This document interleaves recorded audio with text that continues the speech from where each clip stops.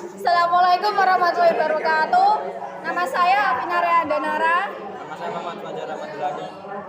Kami dari kelompok 4 ingin mempresentasikan materi langkah-langkah penelitian sejarah.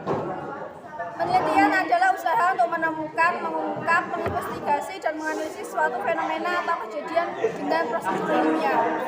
Penelitian sejarah merupakan proses yang kompleks karena menyangkut eksistensi, nilai moral, agama, dan kebudayaan suatu bangsa serta manusia pada masa lampau, masa kini, dan masa depan. Berikut langkah-langkah dalam metodologi penelitian. 1. Pemilihan topik. Topik penelitian harus memenuhi beberapa persyaratan berikut. A. Topik itu harus menarik. Topik sebaiknya dipilih berdasarkan nilai berikut. 1. Pendekatan emosional. Melakukan pendekatan dengan narasumber.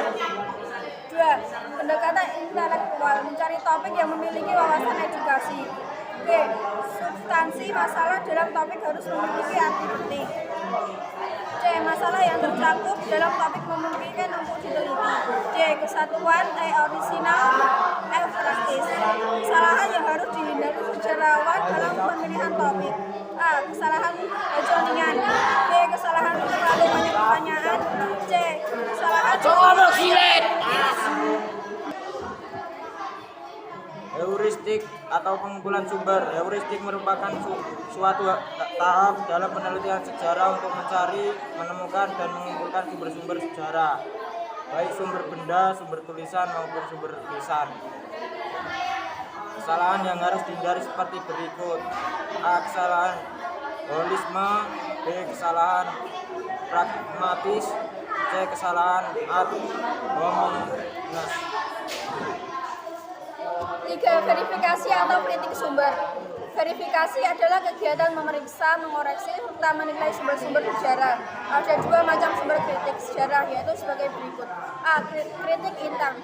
Kritik intern merupakan penilaian terhadap keaslian dan kebenaran isi atau materi sumber sejarah, baik yang berupa keterangan lisan maupun keterangan tertulis. B.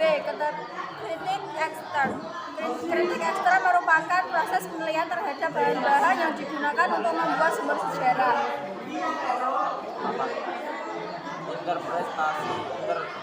Interpretasi dalam sejarah adalah penafsiran terhadap sumber-sumber sejarah yang terpilih sebagai bukti penelitiannya. Beberapa kesalahan yang harus dihindari. A. Kesalahan pars pro toto. B. Kesalahan paten pro parte. C. Kesalahan yang menganggap pendapat umum sebagai fakta. 5.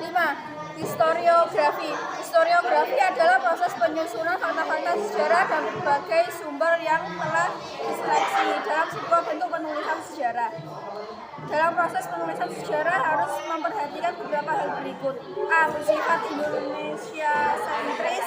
B. Sesuai dengan perkembangan zaman. C. Mengingat bahwa sejarah merupakan bagian dari pembangunan pendidikan kebangsaan atau nation building. D. Memperhatikan struktur dan gaya penulisan. Penulisan sejarah ada 2 bentuk, yaitu penulisan yang bersifat deskriptif, naratif, dan analisis. Sekian penjelasan dari kami. Wassalamualaikum warahmatullahi wabarakatuh.